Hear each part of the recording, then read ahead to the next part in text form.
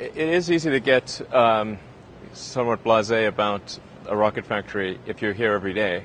But it's true what you say. I mean, this really is a rocket factory, and you're walking around, and that's a rocket engine, and that's a stage that's going to go to orbit, and that's a spacecraft that's going to carry people to the space station, and one thing after another. And these are actually pretty remarkable things.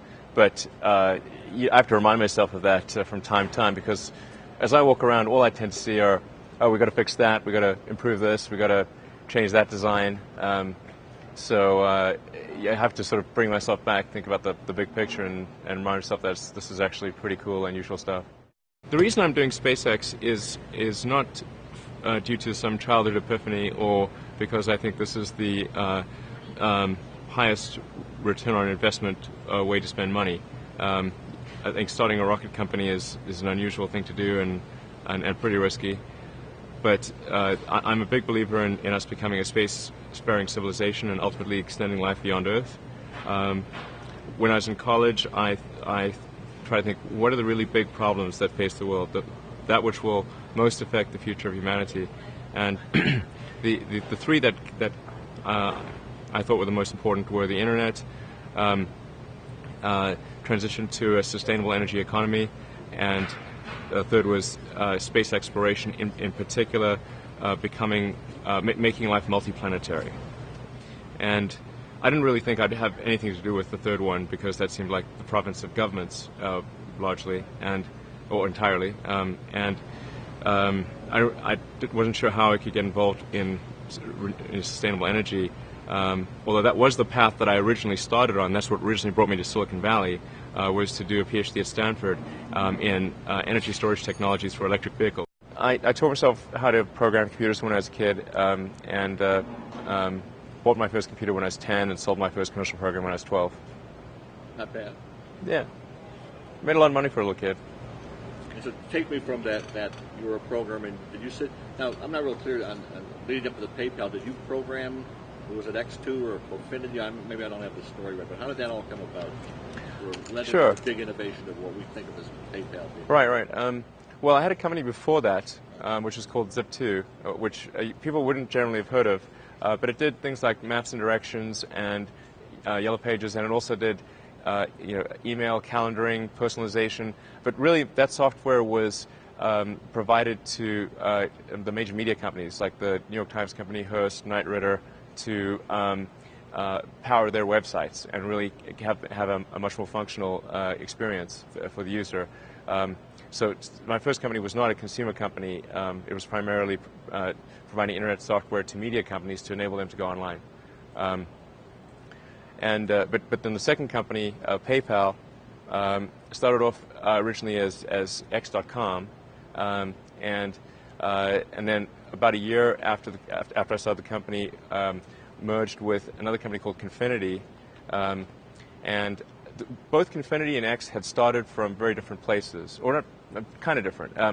X had started off as a financial services company. The idea was to aggregate all of your financial services seamlessly in one place, make it really easy to use, so you don't have to go to multiple financial institutions to take care of your mortgage, your credit cards, your banking relationship, insurance, mutual funds. Well, you could just go in one location. And we had a feature which was the ability to email money to anyone in the system. Was that the real sort of big headline and the big innovative thing? Well, it was very easy to implement in the beginning. It gets harder to implement over time as you are forced to minimize the fraud in a system. But the initial implementation of email payments is really trivial. But anyway, we had that as a feature, and whenever we demonstrate the system to people, they wouldn't get excited about the aggregation of financial services, but they got really wowed by the fact that you could email money to somebody. And we're like, wow, okay, that's the easy part. But we started focusing on that, and more and more, just let's focus on the email payments part of it, and then Confinity came at it also from a different area. They started off as a Palm Pilot cryptography company, and then developed an application with that cryptography, which is to be able to beam money tokens via the infrared port of a Palm Pilot. So if you remember back in the day, Palm Pilots didn't have any connectivity really. They were just, but they had the infrared port, so you could beam like little things back and forth. So you could beam money between Palm Pilots, and then they also had a website which is called PayPal, where you'd reconcile those payments.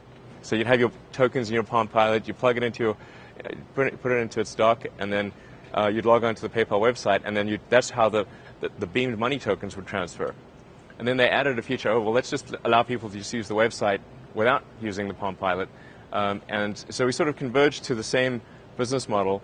And then in early 2000, about a year after both companies were formed, and only a few months after we'd launched our respective websites, we merged the companies, with X.com acquiring Confinity. And initially the company was known as X.com, and then, but we used PayPal as the consumer brand.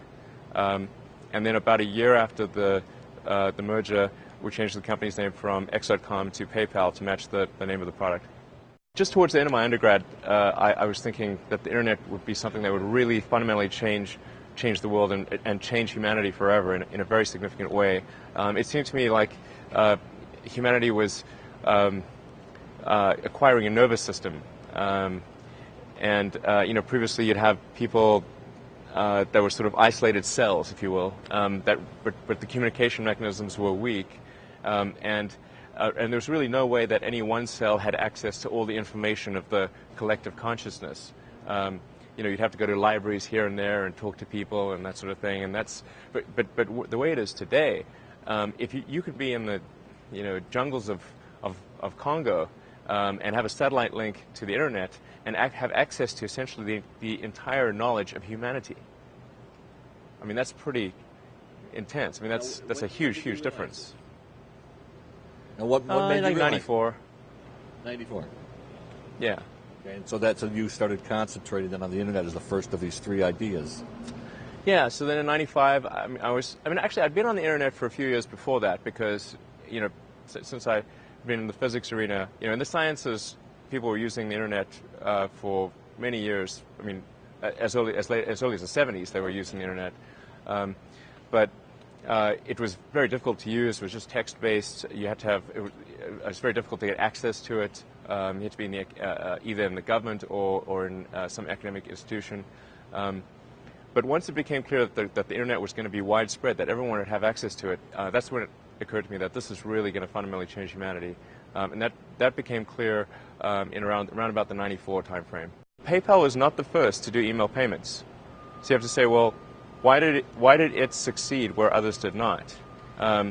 There was a company that was acquired by Amazon, started by Danny Shader.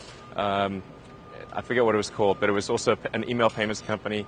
There was a company called BillPoint that was acquired by eBay, which did email payments. So how is it that PayPal was able to beat all of them? And in particular, how was it able to beat BillPoint when BillPoint was eBay's in-house service? So very few people understand why. And there's a couple of things. First of all, if you look at the underlying economics of the system, we figured out a way to authenticate bank accounts. So the normal way that it's really hard to authenticate a bank account from the standpoint of pulling money from someone's bank account, because you can give us a bank account number, but how do we know it's you, right? The Federal Reserve has no authentication system that works for pulling money from people's accounts. But we came up with an idea for authenticating it by making two small deposits in somebody's bank account, which effectively made it a 4-digit PIN. So only the person who had that bank account could tell what the 4-digit PIN was because of those two little tiny deposits. And then the authentication process. We figured out how to authenticate a bank account without even seeing you. And that's like the breakthrough, right? That was one of the fundamental breakthroughs. There were many. Just tell me one more that's pretty big right there. That's a very big one. And the reason it's very big is because when you send money from one person to another, if you send it using a credit card, you have a very high fee associated with that. But if you send it using an electronic check, it only costs a few cents.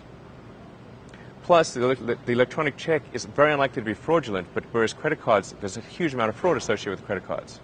So with a credit card system, you're paying your effective cost, including fraud, is probably about 3.5% of the transaction. The effective cost of the electronic check is maybe 0.25%. I think it's worth noting that when somebody has a breakthrough innovation, it is rarely one little thing.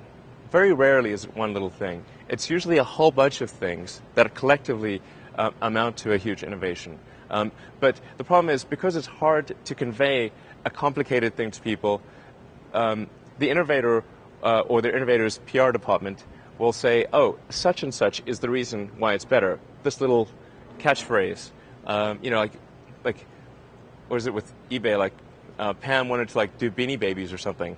I mean, really, that's not the basis for eBay. But that was like the PR department. Yeah, the Pez dispenser. The Pez dispenser, that's right. I mean, yeah, that's not even a true story, is it? It's like something the PR department made up.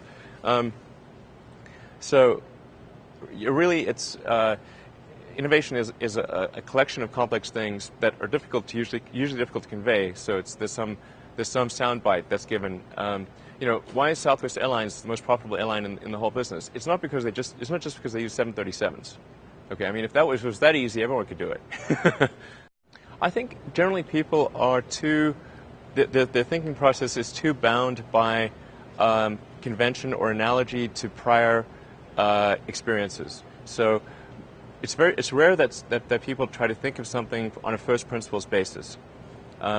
They'll say, we'll do that because it's always been done that way.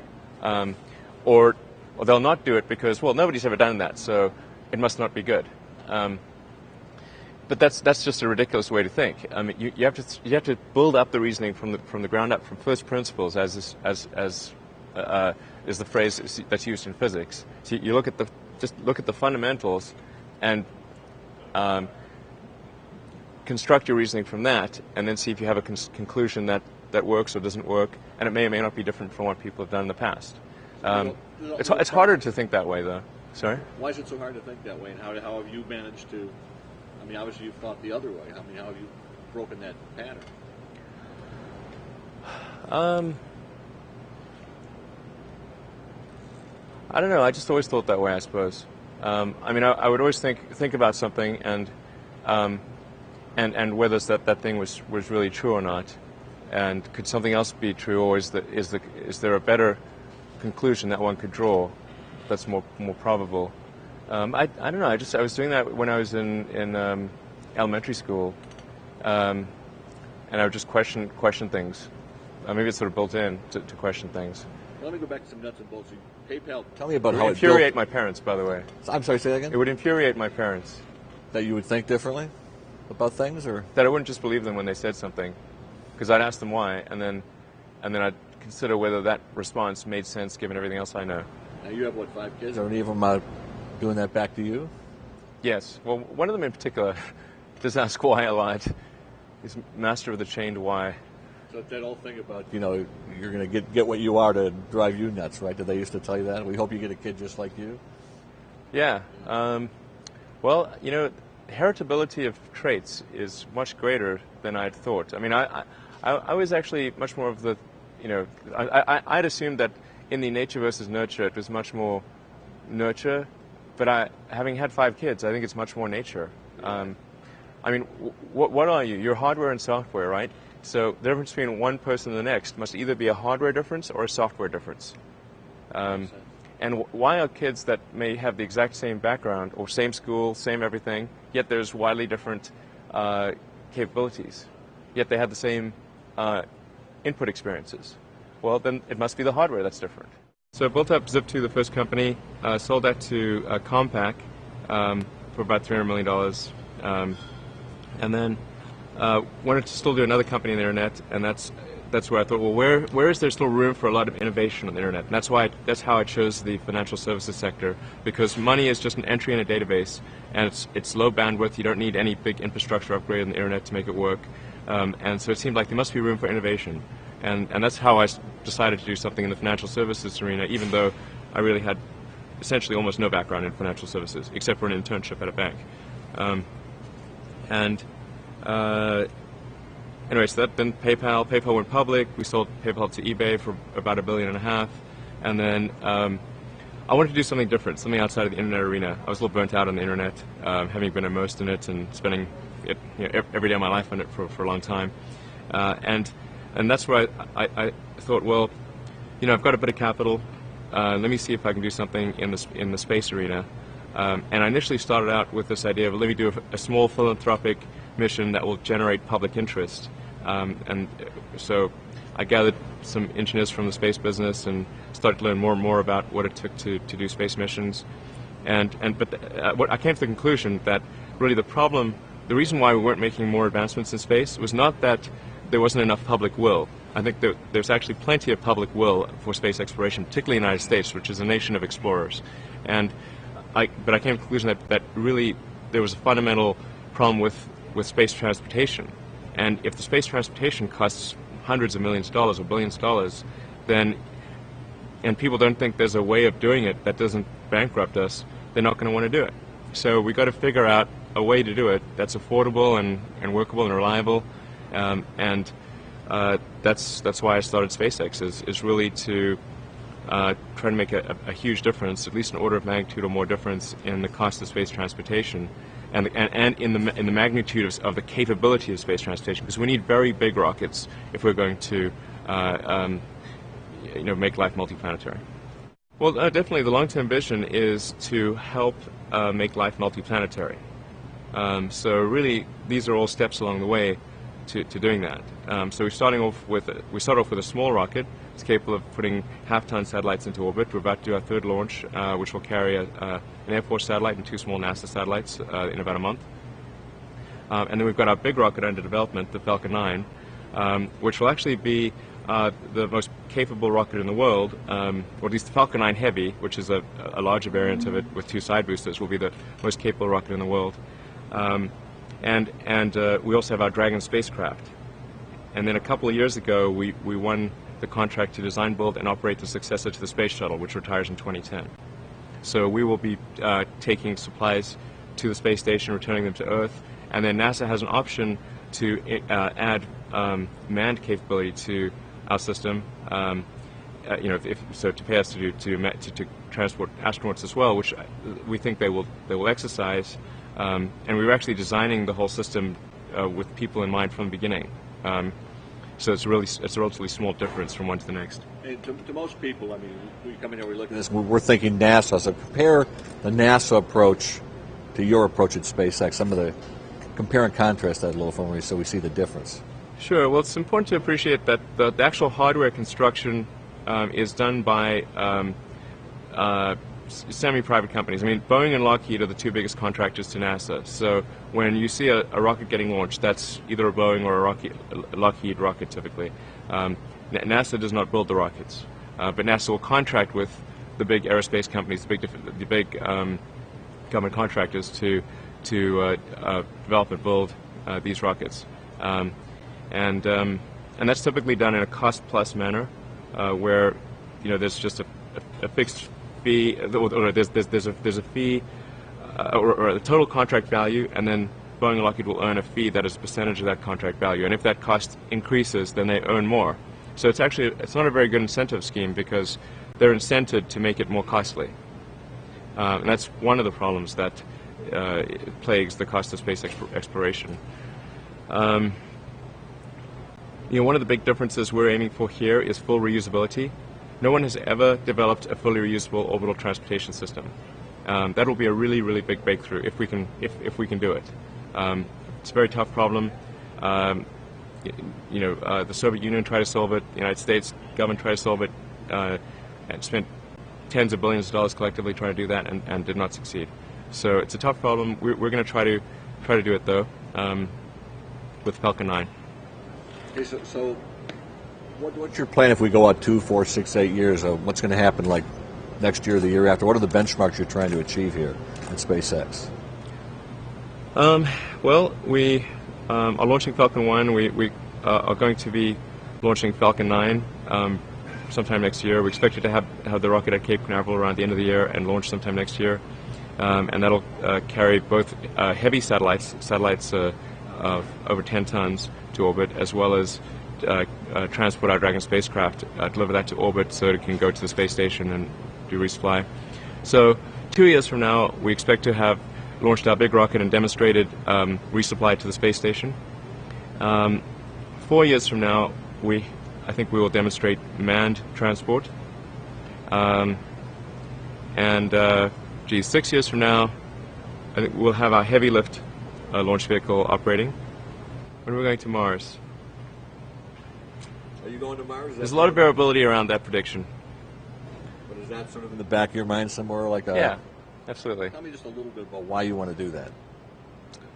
Well, first of all, it's not that I personally want to go to Mars. It's just that, as I said, I think it's extremely important that life become multiplanetary. And so you might say, well, why do I think it's important?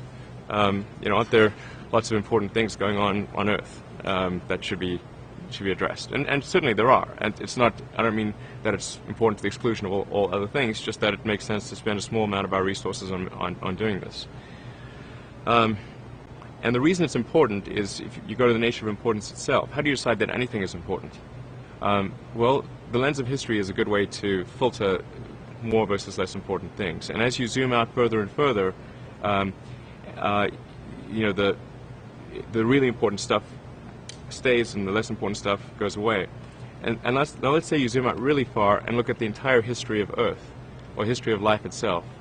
What are the most important elements in the history of life itself? Forget about the parochial concerns of humanity. What would any intelligent species say? Oh, those were really important items. Well, there's obviously single-celled life, multicellular life, plants and animals.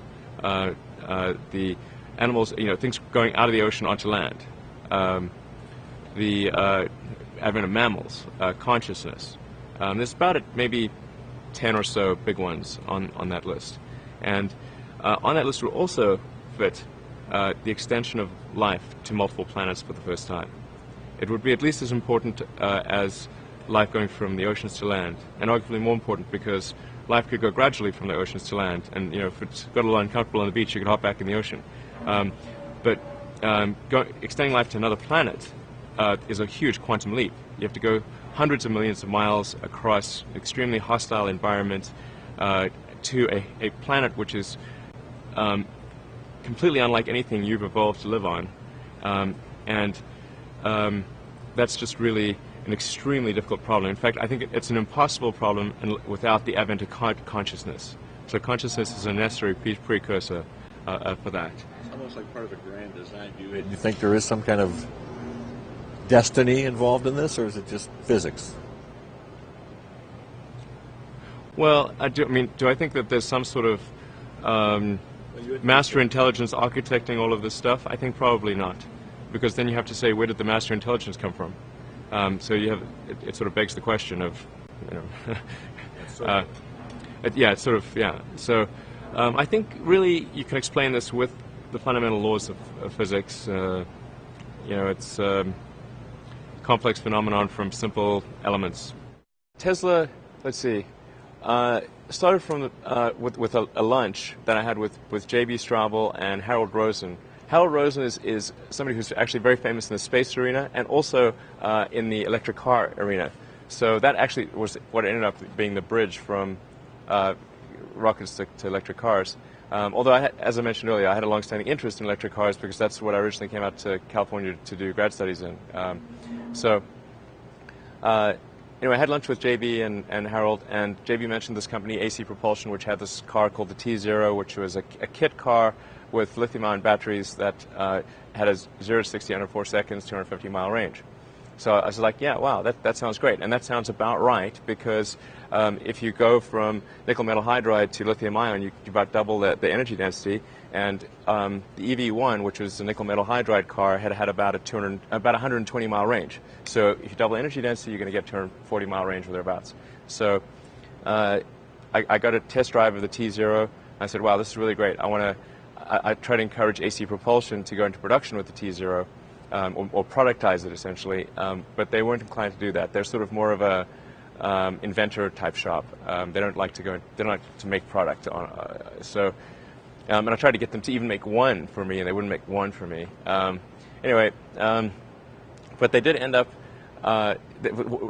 introducing me to three guys, Martin Eberhard, Mark Tarpening, and Ian Wright, who were interested in productizing the T0.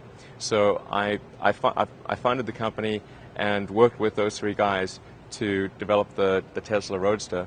The design ended up being an iteration between myself, primarily between myself, J.B. Straubel, the guy I'd had lunch with, who joined Tesla right after I funded it, and Martin Eberhard. Yeah, with the Tesla Roadster, the sports car, it's a two-seater sports car, very high performance. It says supercar performance. In fact, it'll beat any Ferrari or Aston Martin in acceleration, it has more than twice the energy efficiency of a Prius. The fully computed well-to-wheel efficiency, taking a gallon of oil and converting that to burning that to generate electricity, taking transmission losses and charging losses into account, counting how many miles you get, and taking that gallon of oil, refining it to gasoline, and seeing how many miles you get. That's how you get the well-to-wheel efficiency. The Roadster is more than twice as good as a Prius. But it's $100,000. And the reason is because new technology takes time to optimize. We're working on Model 2, which is a luxury sports sedan, 4-door, 5-passenger, quite roomy, and that'll go for about half the price. And then we've got additional products in the queue, which will drop that price by half again, and get us to about a $30,000 car. With Solar City, the idea there is to help solve the production side of electricity. So it's all well and good if you've got electric cars, but how do you produce the electricity? So that's why I wanted to do Solar City. And there I have to give a lot of credit to Lyndon Rive and Peter Rive, who are actually my cousins, but they're the guys making it happen. And although I contributed to the initial idea, that's really just a small part of the equation. As Edison said, it's 1% inspiration, 99% perspiration. And they've just done a phenomenal job on executing that company and making solar power affordable. And also, it's innovation on so many levels, because there's the installation and the construction of the solar power, but then you also have to say, well, how do you make it so that people don't have to outlay a bunch of money? Because solar power is very much a cost of capital type of business. Because once you've paid for it, there's no fuel. So it's really, how do you reduce the cost of capital for buying the thing in the first place? And they've come up with some very innovative financial tools. Working with Morgan Stanley, they set up a $300 million fund that allows people to establish solar power with no money down. So, I mean, how do you like this proposition? You put no money down, and your electricity bill goes down. What's not to like? What's not to like, exactly. So they're growing like gangbusters. It's a little intense. Actually, I'm trying to throttle back, because particularly the triplets are starting to gain consciousness. They're almost 2, and well, before kids gain consciousness, they don't really know if you're there or not. I mean, they know that people are there, they recognize familiar faces, but they don't know. They don't have expectations that Dad will be home at a certain time. The twins do. There are 4. You have triplets and twins? Yeah, all boys. So I definitely have to scale down my work activity within. I think I've got no more than a year. But you spend, I mean, Between these 3 big things going on now, is most of it here at SpaceX, or is it? I mean, where you're at your work day? Where are you putting in most of the time? I guess. It does vary. So, I mean, right now I'm probably 60-40, or 60% SpaceX, 40% Tesla. Well, actually, probably 60% SpaceX, 35% Tesla, and 5% Solar City and everything else. So most of my time is really split primarily between SpaceX and Solar City. Long term, I'd like to be more like to reduce the total number of hours worked, and to be roughly 25% Solar City. 25% Tesla, maybe 60.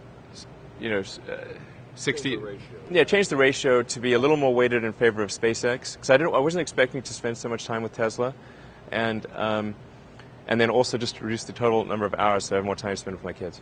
Tell me a little bit more about the philosophy of how you make that all work, how you attract the people, how you manage it. You talked about the first principles of physics. Do you actually apply the principles of physics to your philosophical thinking of how to do this, or you take me into that realm?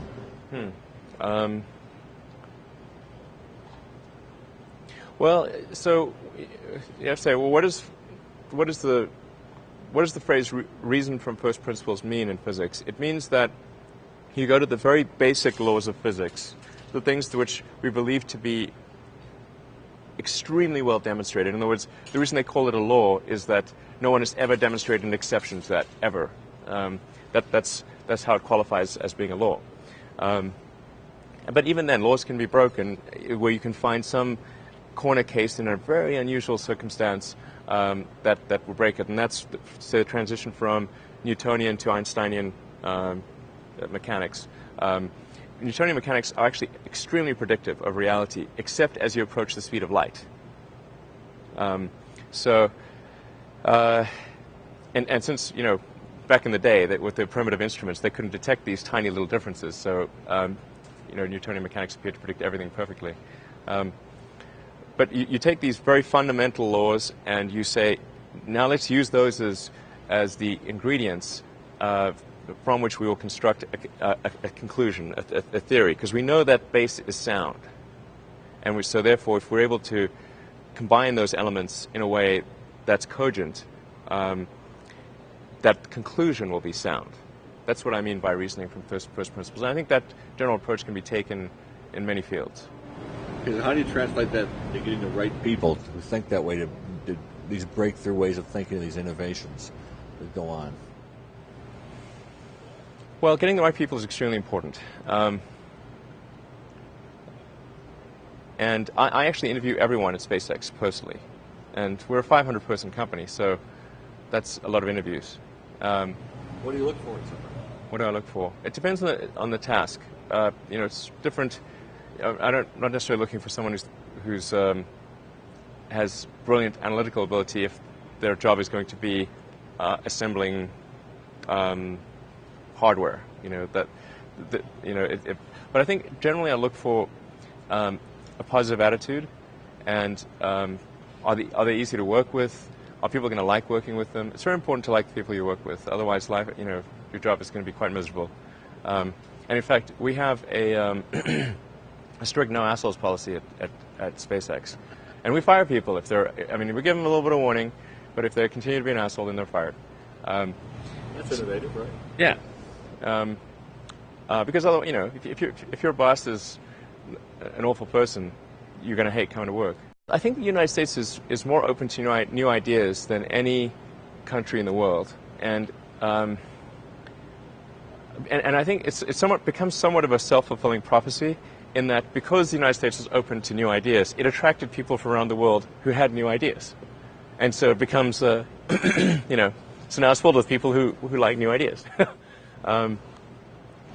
And who aren't bound by history. A lot of the countries that have been around for a long time are really trapped in their own history. And the United States is also a great melting pot of different cultures and ideas and thoughts, and it's a country which tends to encourage success, where you sort of see someone that did extremely well, and generally the reaction in the United States is good for that person. In most countries, it may shock people in the United States. In most countries, that's not the reaction. People tend to think, oh, that person did well because they screwed somebody else, or they try to rise beyond their station. That was really inappropriate of them to be so nouveau riche, to use a French word. And so that and Australia, for example, which is arguably similar to the United States in a lot of ways, but they tend to try to knock down people that have risen too high. They call it the tall poppy syndrome. Tall poppies get chopped. So I think that's really a good thing about the United States. Well, you have to look at what's the definition of an ordinary person. I probably wasn't that ordinary, but my lack of ordinariness did not manifest itself until later in life, or wasn't all that obvious. But I think people can choose to be not ordinary. They can choose to not necessarily conform to the conventions that were taught to them by their parents. So yes, I think it's possible for ordinary people to choose to be extraordinary. I think on Wikipedia it says that I was inspired by my father in terms of technology. This is actually not true. I think that needs to be corrected. He's somewhat of a Luddite, actually, in many respects, and particularly computers. He didn't want to buy a computer and refused to use computers and said they would never amount to anything. So I actually had to buy a computer with saved up, saved up my allowance, and then he did contribute a bit after I saved up my allowance, but he initially refused to buy a computer for me. But he was an engineer, electrical and mechanical engineer, so I was exposed to technical subjects when I was growing up. It's just that he wasn't much of a technologist. As far as role models, I think, there's obviously some of the obvious role models. I think Edison was certainly a role model, probably one of the biggest role models. Did you study Edison's life? Or? Yeah, I read books about him, absolutely. And it's an interesting contrast, like Edison versus Tesla, because interesting, the car company is called Tesla. And the reason it's called Tesla is because we use an AC induction motor, which is an architecture that Tesla developed. And the guy probably deserves a little more play than he gets in current society. But on balance, I'm a bigger fan of Edison than Tesla, because Edison brought his stuff to market and made those inventions accessible to the world, whereas Tesla didn't really do that. Right. So he'd certainly be a big one. I think the great technologists, Steve Jobs at Apple, Bill Gates. I actually thought Disney was a pretty good innovator. Well, I try to make it a really fun place to work, really enjoyable, I talk about the grand, the vision of SpaceX, where we want to go. We want to take people to orbit and beyond. We ultimately want to be the company that makes a difference in extension of life beyond Earth, which is one of the most important things that life itself could achieve. And so you construct this like there's this great holy grail potential in the future. You have to stay grounded in the short term. So because if you don't do things that pay the bills, you're not going to achieve the ultimate long-term objective.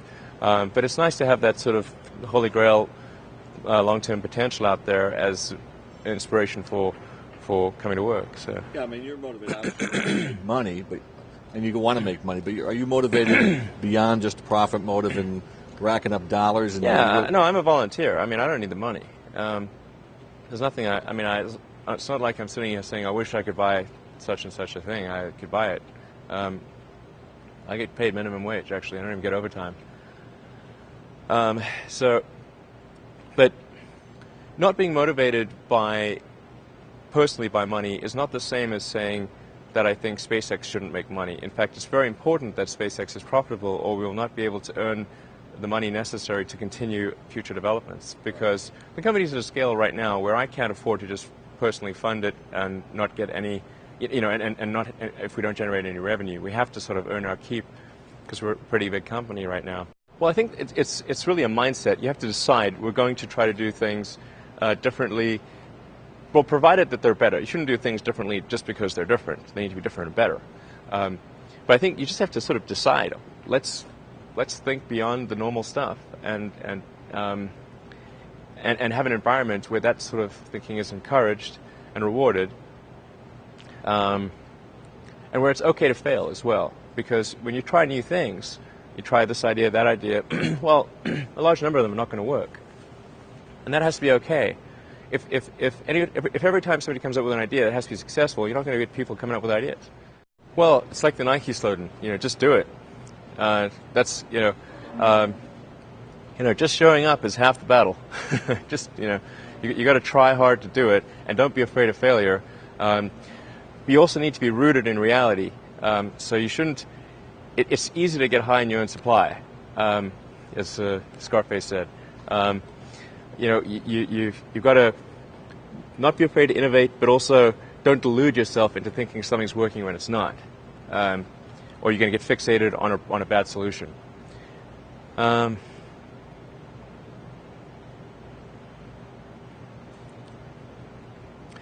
Yeah, and I think also just don't be afraid of new arenas. You can get a book, you can learn something, and experiment with your hands, and just make it happen. Find a way or make a way to get something done. There's a lot of things about Ford that I think are really interesting. It's often associated, obviously, with the moving production line. That was a big innovation. But Ford was just the kind of guy that just, he just, when something was in the way, he just found a way around it. He just got it done. He was also big on vertical integration, which I actually think is good. That in modern world, people have started to think that vertical integration is bad. I think Ford was right, that you do want to be vertically integrated, not to a silly degree, but you do want to be vertically integrated. You also think it's good to combine engineering and production. So have development and production close together, because when you try to make something, there's a big leap between making that first prototype and actually making it, manufacturing it in large quantity with good quality. It's really hard to make that leap. And for some reason, people decide, oh, they're going to do the engineering here and do the manufacturing, the other side of the world. And I think that actually ends up often being pretty inefficient. I like that combination of engineering and production. What else is there? Ford, at least in the beginning of his career, I think he got a little. I think he got a little too high on his own supply later in his career. Or Ford would have remained the largest car company in the world. But at least in the beginning of his career, he actually was really focused on what the customer wanted, what the customer needed. And sometimes the customer doesn't actually know what they need. But he really figured out, like, if we can make this car really affordable, reliable, something that the farmer can depend on their livelihood for, man, that's really going to make a difference in people's lives. And he just really got focused on that. Now, over time, he should have decided, okay, sometimes people want a color that's not black, and so you should provide that to them. But at least in the beginning of his career, he just had tremendous insight into what would really make a difference as a product. I do want to go to space, and eventually it would be really cool if I could go to Mars. That would be super awesome. But this is not about me getting to space. It's really about enabling others to get to space. It's about enabling the extension of life beyond Earth. So I'd like to go in the first one, but I actually, if I didn't have all these so much depending on me, I would actually. Early in life, I did lots of risky things when I didn't have that much that was depending on me. Now I have to be more cautious about risky things. But eventually I will definitely go up.